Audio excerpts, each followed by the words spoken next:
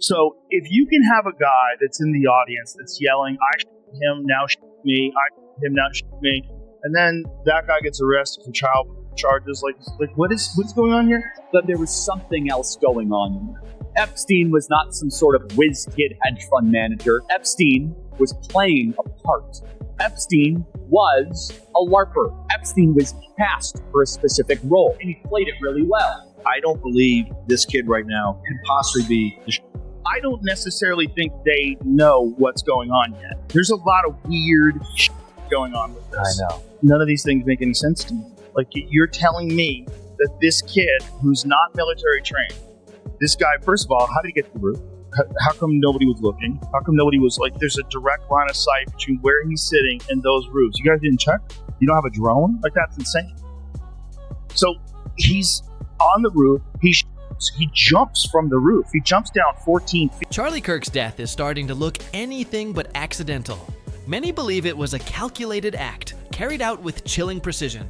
Joe Rogan added fuel to the fire when he said what once looked like a heartbreaking tragedy has now turned into one of the most suspicious and unsettling stories of the year.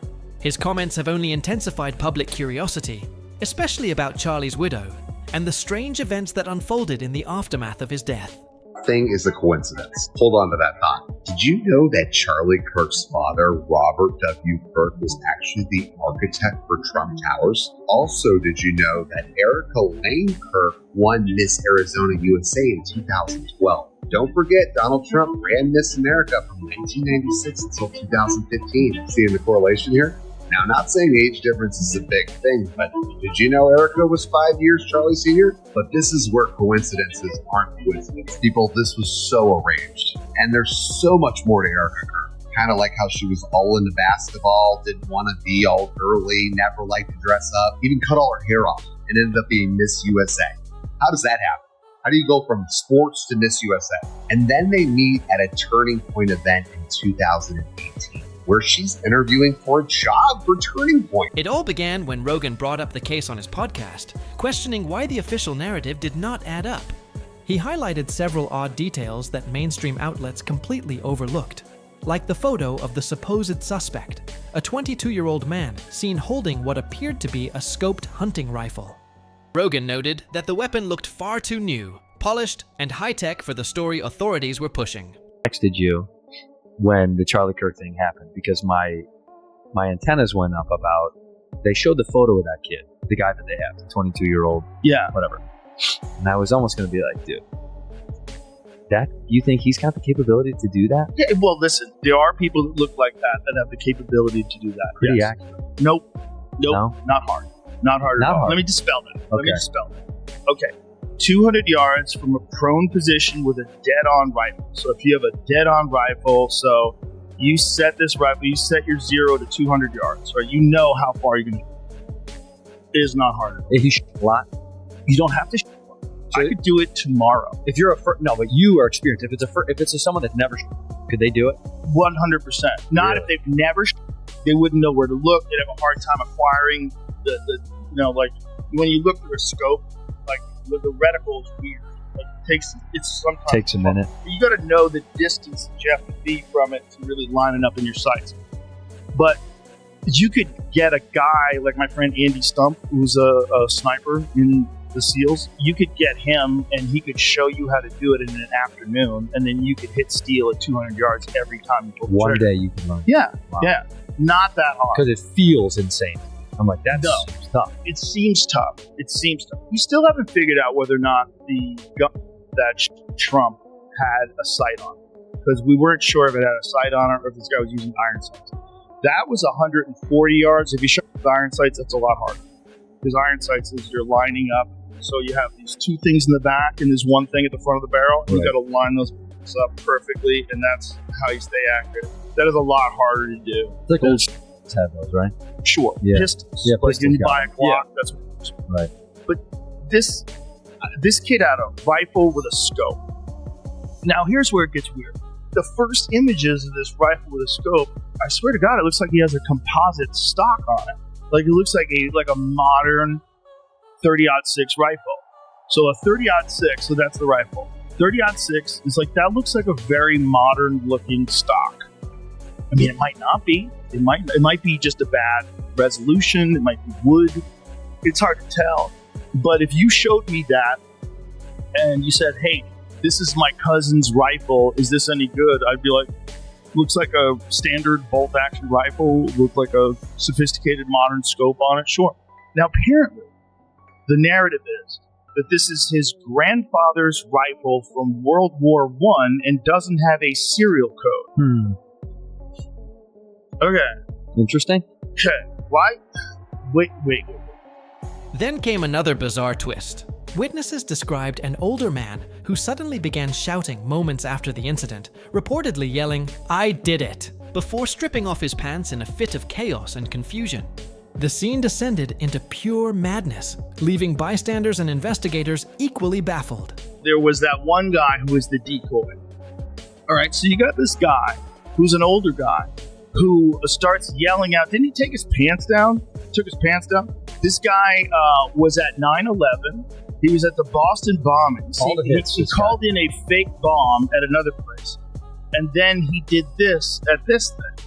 Right after, so somehow or another, this guy has the state of mind that the moment someone gets shot, he yells out and says, I did it, and takes his pants down or something like that. I don't know exactly what he did. Then, ready for this? He gets arrested for child right away. Right after this happened? Oh, right away. He's in jail for child. Why is that? Well, now you can't interview him. Right, you get right. Right, and because when the internet people start going, hey, how are you at all these different things? Like, what are the odds? Like, if someone ran it through one of the ChatGPT and Perplexity things, like, what are the odds that this guy would be at all those different events and be involved? Like, zero. This is the guy? Yeah. I just like that the pants down part is just insane. It's like, why is your dick out? I did it. I'm not saying this guy is insane. He's clearly insane. Or not. Or he's professional insane. Right. To Rogan, these details weren't just strange. They appeared to form a perfectly convenient chain of events, seemingly designed to help the real perpetrators hide their tracks. That's the other thing. They said that he took it apart and then put it back together again. Shut the f*** up. Do you know how much time it would take to do that if you were highly skilled? To disassemble again. To disassemble a rifle so you can get it in a backpack. And by the way, not going to fit. Not going to fit. And then somehow or another reconnects it once he gets off the roof. What? What's that about? Is that what they pitched, huh? Yeah. And then he's supposed to get it in that stupid backpack. It's literally, it makes no sense. And the elevator music is a nice touch, by the way. Yeah. Isn't it? So this is just a narrative, right? We watch a guy jump off the roof, and then we supposedly find this rifle. So if you can have a guy that's in the audience that's yelling, I shot him, now shoot me, I shot him, now shoot me, and then that guy gets arrested for child charges, like what is going on here? And then you find this rifle, and then you say, oh, he assembled it and he reassembled it, like okay. If I wish I was a cop, I'd sit in a room like this story. A short clip of Rogan's comments spread online like wildfire. Elon Musk, who was tagged in the post, added to the mystery with one cryptic tweet: "The truth doesn't hide forever." That single line sent the internet into a frenzy. Within hours, users were combing through Rogan's video frame by frame, convinced there was a hidden connection between Musk's words and what Rogan might secretly know. The more they keep looking into it, the more they're like, this doesn't feel like a real, it feels super fabricated. But here's the thing, just like I was talking about when people are arguing on social media, it's all part of the plan. If you want things to be... Oh, I wanted it so bad. If you want people to lose all faith that anyone is going to solve anything, you add a bunch of... You're going to kill God. You add a bunch of other wacky... that doesn't make any sense, and you spam it out there at the same time. You leave a guy that didn't do it out in the woods. You do a bunch of like that. You have an old man put his dick out and yell, I did it, I did it. Yeah, you get some kid who has a boyfriend who's a furry, and As the clip exploded across the internet, a storm of conspiracy theories took over. People began asking why two of the most influential voices alive, Joe Rogan and Elon Musk, were suddenly commenting on a case many believed was already closed. Was it coincidence or a coded warning? Then things got even stranger. Musk started liking several posts by Candace Owens, who had long accused the media of hiding crucial facts about Charlie Kirk's death. Within hours, hashtags about Charlie's widow dominated social media, and online communities erupted with speculation. Many became convinced that Rogan and Musk were hinting at something far bigger than anyone realized. Even major outlets began covering the story, pretending to dismiss it, yet secretly feeding the curiosity. When Rogan's full podcast episode dropped, the tone shifted dramatically. He was not just calling out inconsistencies anymore. He said outright that too much about the case simply did not add up. Rogan listed glaring red flags: the weapon, the strange timeline, the suspect's erratic behavior, and the investigator's silence. He even joked that if this were a movie, nobody would buy the script. Sickening is definitely the right adjective, I think, to describe how a lot of us are feeling. And all I know how to do is to gather information, to research, and to investigate. And nothing is making sense. Now, it could not be making sense because we've not arrived at the conclusion. The FBI, I will say, has recently come out and said they're looking for another person. Good, because what we have so far obviously cannot be it. I feel, I was insisting that everybody read that book, Chaos, about the Charles Manson murders. And what we learn from that book is that if the government does want to hide something, what they do is they give you so much information that you don't even know what's real. So many different possible ways that things could have gone down, so many different manners, so many people speaking, so many publications publishing.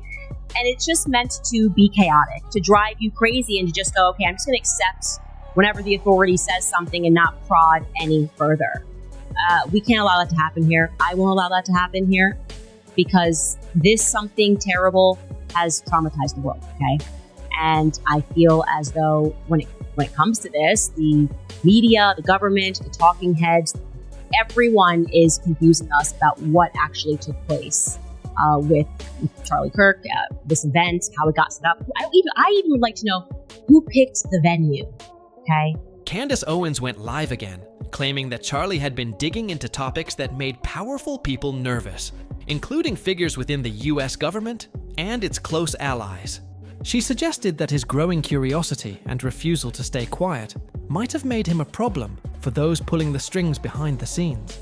Charlie, in his own words, was starting to talk about topics that you're not really allowed to talk about when you take money and big checks are being written. That pressure was increasing every single day. In fact, he was telling the truth even about Jeffrey Epstein. Take a listen. Epstein, with his little friend Ghislaine and Ghislaine's father, Robert Maxwell, who's obviously a spy of the Israeli intelligence agencies, that there was something else going on. Epstein was not some sort of whiz-kid hedge fund manager.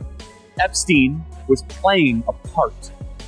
Epstein was a LARPer. Epstein was cast for a specific role, and he played it really well. The sweatpants and the Harvard jacket, the kind of disheveled hair, looking as if he was so smart and above the cloud that he was doing advanced mathematic equations on the back of napkins. But if you actually go into some of the videos of people that met with Epstein at the time, they said he was awfully unimpressive when it came to finance and markets and economics. And it's nothing new that if you're in the intel agencies, you want to try and get as much blackmail on powerful people as possible. Easy, not hard. And this is no longer just speculation. First of all, the evidence that shows that Epstein was a creation of either Mossad, Israeli intelligence, American intelligence, Saudi intelligence, or maybe he was just maybe he was just a guy that countries would go to and park a couple $100 million and say, hey, can you get one of the members of the royal family with a 13-year-old so we can get them to do what we want to do? Members of Congress are actively being blackmailed. The Epstein playbook is being used on a daily basis. Owens also revealed that a note discovered after Charlie's death hinted that someone close to him had betrayed his trust. She went on to share alleged screenshots of his messages, showing that several influential donors, many of them Jewish, had abruptly withdrawn their support just days before he died. Death. So Charlie writes in this group chat, just lost another huge Jewish donor, $2 million a year because we won't cancel Tucker. I'm thinking of inviting Candace. Somebody writes, ugh. Charlie writes, Jewish donors play into all of the stereotypes. I cannot and will not be bullied like this, leaving me no choice but to leave the pro-Israel cause. And somebody writes, donor writes, please do not invite Candace. That might feel good short term, but it's not good long term, in my opinion. Like all groups, you're going to get a wide variety of opinions. That nasty free will thing that God bestowed on us makes life frustrating at times after the dust settles a bit, maybe. So again, this is 48 hours before Charlie Kirk was assassinated. He was very clear and he was very explicit, and he did not back down, not in that Hamptons meeting, which they're all lying about, nor in this text thread. I'm not going to reveal the names of the other 7. Actually, you know what? I disagree with myself.